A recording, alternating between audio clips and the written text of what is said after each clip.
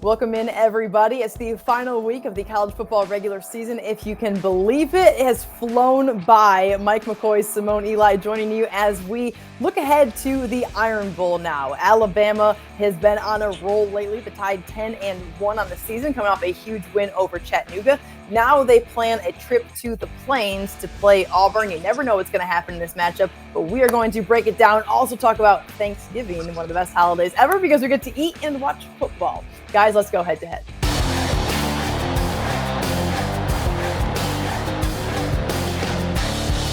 So first of all, happy Thanksgiving. We all have so much to be grateful for. Mike, I love Thanksgiving time. The weather's a little bit cooler. You get the food, you get the football. It's just a great time of year. What more could you ask for? I'm with you. I have nothing. I'm excited. This year's a little bit different. I'm gonna be a little sad. Why? This is the first year without my mom. Okay. Yeah, so it's Dang. a little different. But I'm sorry. the good news is my little girl will be here. So my little girl is here. So it's a little tough. But I'll be hunting this weekend, so I'm excited about that. There you go. Well, definitely a lot to look forward to. Is there a certain dish or something that your mom always made that was maybe one of your favorites during Thanksgiving? I'm a big, I hear pecan pie. Oh man, pecan pie. I'm from the real South, so I say pecan pie. Pecan pie. That's what she made for you, though. Oh man, the best, the best pecan pie. I love that. Well, I hope that you're able to enjoy some pecan pie and some time with your family as well. Over on the Auburn show, I talked to Cole about Thanksgiving, and he didn't realize that there was like a pretty heavy debate about ham or turkey. And I don't know if you're aware of this, but there's a huge debate over like what people actually eat, what they prefer. I love ham. I don't even like turkey. Well, I don't eat if I eat turkey, I typically go for the fried turkey. Fried turkey, yeah, I agree with that. Otherwise, it's kind of dry and it's just kind of I'm with you. With you. But I'm looking for that holiday ham. Yes, the spiral ham. It's got the little drizzle on the top with the sugar. I don't even know what's all in it, but you eat it. You put it on there with some mashed potatoes and some gravy, and you call it a day. That's all you need. That's it. That's all you need. That and those Hawaiian rolls. That's all I need. There you go. Absolutely. Well, guys, the Iron Bowl is the SEC on CBS game of the week, of course, a 2:30 kickoff at Jordan-Hare Stadium. 8th-ranked Alabama looking to go perfect in SEC play, and then, of course, ride a bunch of momentum into the SEC championship game in Atlanta the next week. Mike, you have to be impressed by what the Tide able to do against Chattanooga. The game, obviously, always in hand the entire game. The Tide took care of business. It was senior night, checked all the boxes that you would expect Alabama to check in their final game at Bryant-Denny Stadium. It was a complete game. I think you got a chance to see your young guys. You got a chance to see all the quarterbacks. You got a chance to see what the future holds for Alabama. And also you allowed your guys to get some rest before this game. Yep, absolutely, which will be important because you never know in these rivalry games. Obviously, Auburn is coming off of a loss to New Mexico State, which you wonder what the... Okay, I have a question. As a Bama guy, as a Bama player, like, do you want to see Auburn lose that game, or do you want them to win that game so the Iron Bowl means more? This is always like a big debate. I mean, how do you feel about it? I hate blowouts. Yeah. I mean, just even as a player and even as a fan, I do not like blowouts. I need something to keep me engaged. I feel that, And the fact that Auburn is not up to par this year is kind of sad. Yeah, I mean, the thing is, they haven't been up to par in a minute. Will now be an opportunity for Alabama to win a 4th straight game over Auburn, which hasn't happened since the 80s. 4 straight. I mean, these seniors, Roy Dale Williams, the Hueytown graduate, straight up said, like, yes, it's been in the back of our minds. Like, we want to continue this streak. For players, you have to imagine over on the Plains, they're like, hey, we're not going to go out of here without a single win against Alabama.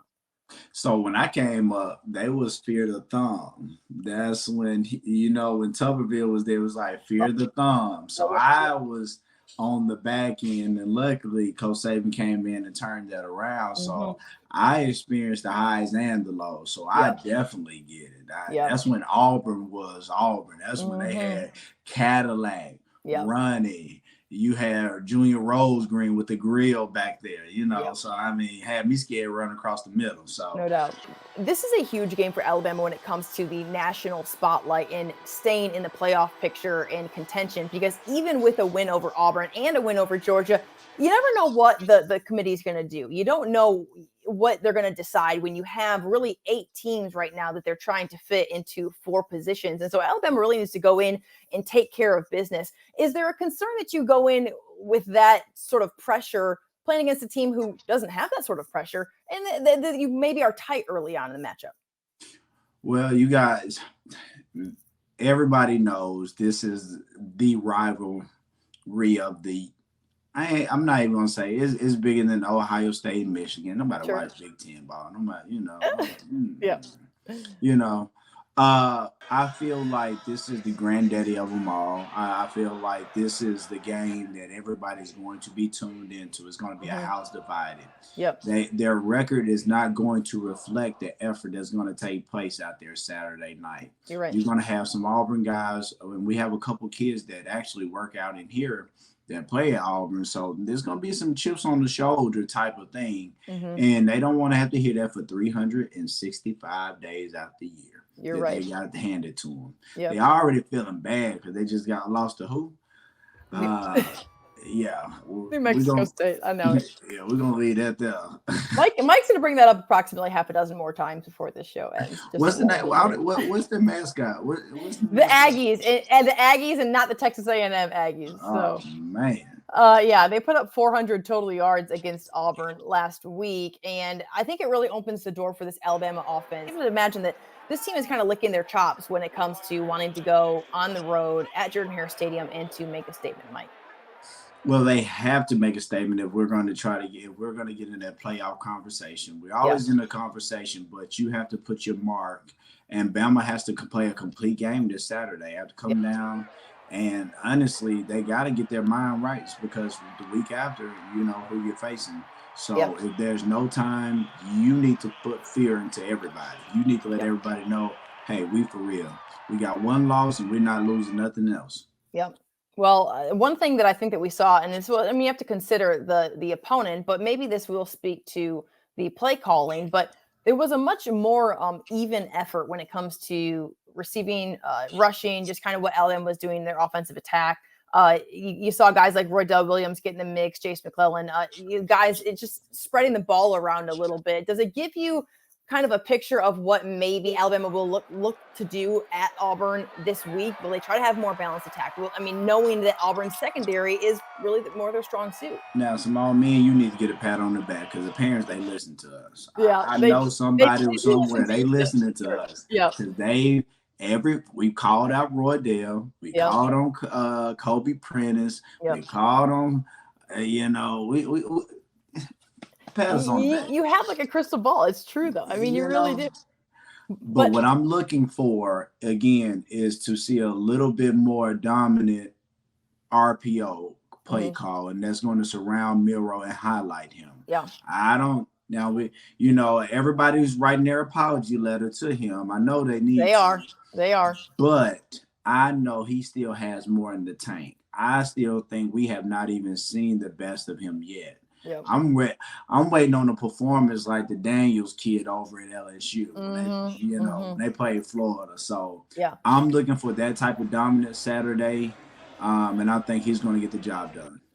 If you look at what Auburn did prior to the New Mexico State loss, they did win 3 games in a row in the SEC in pretty impressive fashion. I mean, they beat Mississippi State, they beat Vanderbilt, and then they absolutely dominate Arkansas. You can't just forget about what they were able to do in SEC play. You can talk about maybe the Tigers looking over the Aggies last week, but that this team is going to be dialed in regardless of what's happened 12 weeks before, because this is the Iron Bowl, because of how much it matters. The offense was able to get into a little bit of a rhythm under Peyton Thorne, Hugh Freeze trying to implement a little bit more of tempo and things of that nature.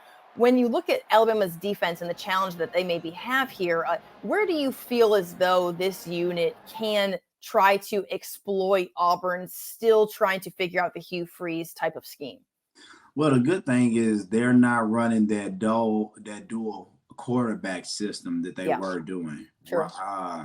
what's the kid name? Robbie. Yeah, Robbie Ashford. Yep. Robbie, he is different. I mean, that kid is Cam Newton size. I don't know if you've seen him in person. Yeah. Oh yeah, I covered him. Yeah. He all man. Yeah. So when you got him and you don't have to account for them, now it gives me an opportunity to focus on the secondary. Mm-hmm. So him being out now, he's the X factor. Yeah. So I'm not sure if they're going to use him because he's a runner and he's a passer. I don't think he gets the credit that he deserves, but he's the X factor for Auburn. Yeah. But Thornton, I mean, he's a great baller. He's a great player. But Bama, one thing about it, Auburn has not still established a dominant receiver that can take over a game yet. Yeah. We have not seen that. That's what I'm looking forward to. So I think I would take our defense against their offense any day. Right. Yeah, I think that's a really good point about Robbie Ashford because we haven't seen him in the last month or so. And part of that did lead to Peyton Thorne having more confidence because he was no longer having to worry about getting replaced and them having the 2-quarterback system. But you have to wonder, does Hugh Freeze want to utilize Robbie Ashford knowing that he's an in-state kid who grew up knowing about this rivalry? And there is just, you can't deny that there's a level of passion when you grew up in-state and you just knew about this rivalry since you're a child. There's a different feeling to it than there is if you came in from a different school, like maybe Peyton Thorne did from Michigan State, and just not being ingrained in the Iron Bowl for as long.